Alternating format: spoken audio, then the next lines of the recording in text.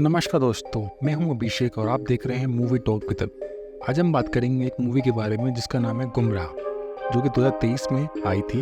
ये movie full of suspense and thriller से भरी हुई है। IMDb में इस मूवी को 6.5 आउट ऑफ 10 मिले हैं। चलिए शुरू करते हैं आज का मूवी का रिव्यू। ओपनिंग सीन में एक आदमी येलो रेनकोट पहने हुए एक घर में घुसता है, जिसे वहाँ पर रहने वाला इंसान डर के मारे भाग जाता है। दोनों में घर के अंदर हाथापाई होती है और फिर वो आदमी उसे मार डालता है। जाने से पहले किलर सभी सबूत मिटा देता है।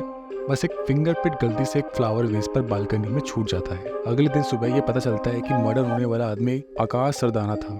इस केस की इन्वेस्टिगेशन शिवानी माथुर करती हैं, जो कि एक यंग पुलिस ऑफिसर हैं और क्लूज से पूरा मामला समझ लेती हैं। आकाश की बहन बताती है कि आकाश ने अपने टेक स्टार्टअप के लिए फैमिली बैंक अकाउंट से 2 मिलियन निकाले थे, यानी 20 लाख, लेकिन लॉकर में पैसे नहीं मिलते। आकाश 4 महीने पहले US से इंडिया आया था और अभी हाल ही में उसका तलाक हुआ है।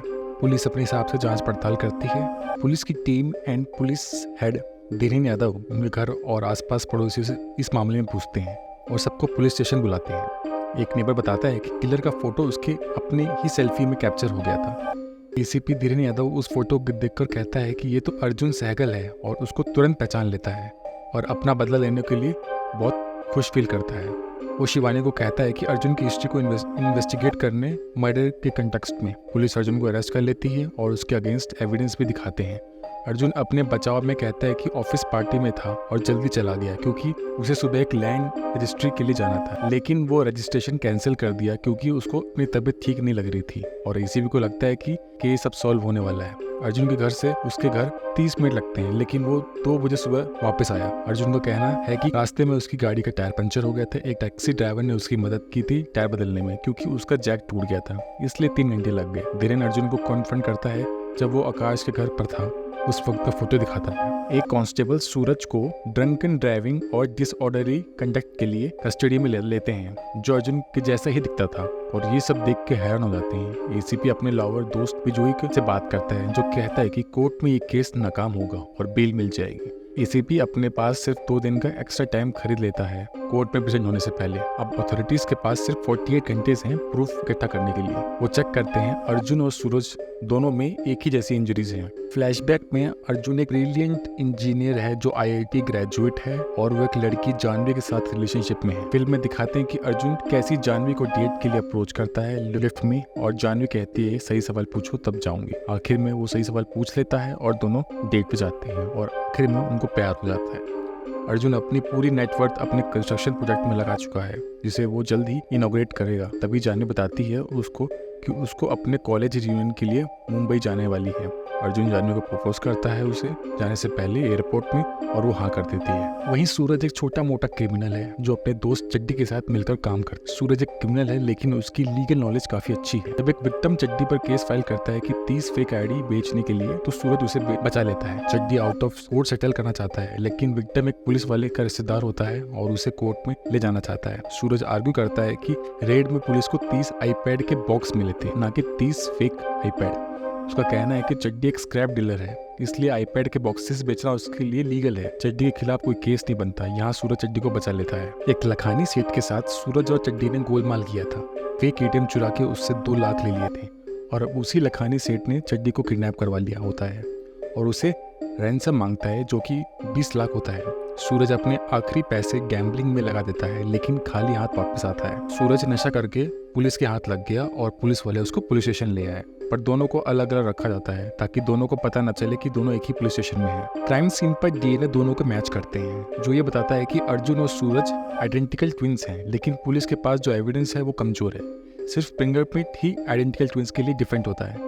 फॉरेंसिक लैब अपने टेक्नीशियन को फिंगरप्रिंट चेक करने के लिए क्राइम सीन में भेजते हैं, लेकिन एक कांस्टेबल वास को तोड़ देता है जब वो फोन पर बात कर रहा होता है और अनजाने में वास बालकनी से गिरा देता है जिस पे कातिल के फिंगरप्रिंट होते हैं। पुलिस स्टेशन में अर्जुन भागने की कोशिश करता है और दोनों भाई आमने सामने आते हैं और लड़ने लगते हैं। फिर दोनों को अलग किया जाता है तो दोनों अपनी कहानी सुनाने लगते हैं।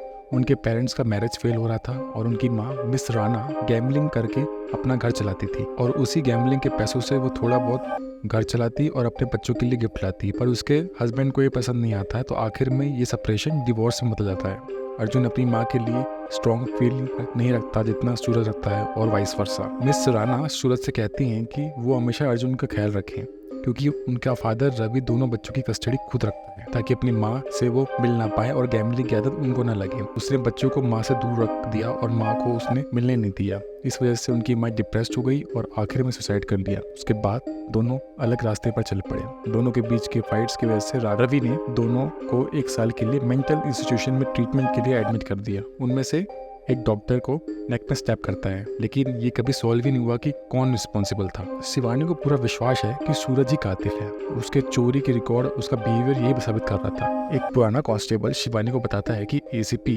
अर्जुन से बदला लेना चाहता है, क्योंकि 8 साल पहले अर्जुन ने एसीपी की बेटी को उसके लवर के साथ भागने में मदद की थी और एसीपी ने अर्जुन के अगेंस्ट सारी लीगल अपरेटस को खड़ा कर दिया था, लेकिन उसकी बेटी ने कोर्ट में अर्जुन के पक्ष में गवाही दी थी। एसीपी को आज तक नहीं पता कि उसकी बेटी कहाँ है। अब शिवानी और एसीपी एक दूसरे को फ्रेम करने की कोशिश कर रहे हैं ताकि अर्जुन और सूरज के लिए एक सॉलिड एलिबी सिक्योर कर सके। शिवानी को पता चलता है कि सूरज ने 20 लाख रैमसन किसी को दिए थे। शायद ये पैसे आकाश के लॉकर से चोरी हुए थे, लेकिन सूरज कहता है कि उसने गैम्बलिंग में पैसा जीता था और उसके लिए सॉलिड एलिबी भी देता है। वो घर जहां वो गैम्बलिंग करता था वो पुलिस को बताता है, जो कि वेरीफाई होता है। इस बीच शिवानी को पता चलता है कि मर्डर के रात अर्जुन राधिका मतलब धीरेन की बेटी मतलब एसीपी की बेटी के साथ था। अर्जुन राधिका और उसके पति को कुछ पैसे देने जा रहा था, इसलिए उसने झूठ बोला कि वो रजिस्ट्री करने जा रहा, और राधिका इसके लिए गवाही देती है पुलिस स्टेशन में आके। 6 महीने बाद कोर्ट अब तक ये नहीं समझ पाया है कि इनमें से एक ने क्राइम किया है, लेकिन वो दोनों को सजा भी नहीं कर सकते क्योंकि दोनों के पास सॉलिड गवाह थे कि खून होने के वक्त वो वहाँ नहीं थे। कोर्ट ने दोनों को रिहा कर दिया। कुछ हफ्ते बाद शिवानी को जानवी का मिसिंग पर्सन केस फाइल मिलता है। जब शिवानी थोड़ा रिसर्च करती है तो उसे जानवी के दोस्त से पता चलता है कि जानवी अपने क्लास रियूनियन पे गई थी अपने डिसअपीयरेंस से पहले।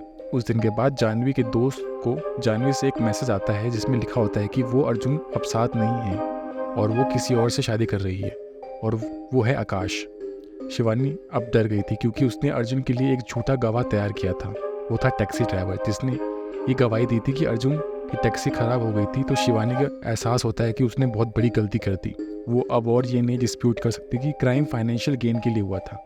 शिवानी को एहसास होता है कि अर्जुन ही कातिल था जिसका उसने मर्डर किया था। वो जानवी का एक्स बॉयफ्रेंड रह चुका था और उसने जानवी को नशीला दवा के साथ गलत हरकत की थी और जान से भी मार दिया उसको। और उसी की फ़ोन से जानवी को दोस्तों को मैसेज किया कि अब मैं अर्जुन के साथ नहीं रहूंगी ताकि किसी पे शक ना जाए। वो तो अर्जुन ही था जिसने आकाश सरदाना को मारा था। अर्जुन ने जानवी का मौत का बदला लिया। सूरज उसे जेल में बचाने के लिए आया था क्योंकि उसको अपनी माँ की बात याद थी, अपने भाई का कुछ ना होने देना। उसी ने क्राइम सीन में अपनी शर्ट फेंकी ताकि डीएनए मैच हो जाए दोनों का। लास्ट में हमें दिखाया जाता है दोनों भाई आखिर में मिल रहे हैं, जिसमें सूरज उसे थैंक यू कहता है और अपने घर की चाबी और एक फ़ोटो सूरज को देता है और ये कंट्री छोड़ के चला जाता है। फिर एंडिंग में हमें दिखाया जाता है कि वर्ल्ड में ऐसे बहुत केस हैं जिसमें ट्विंस होते हैं और सबूत ना होने की वजह से उन दोनों को छोड़ दिया जाता है। तो ये था मूवी गुमराह का रिव्यू। आपको कैसी लगी कमेंट बॉक्स में ज़रूर बताइएगा। हम मिलते हैं नेक्स्ट फिल्म के रिव्यू में, तब तक के लिए अलविदा।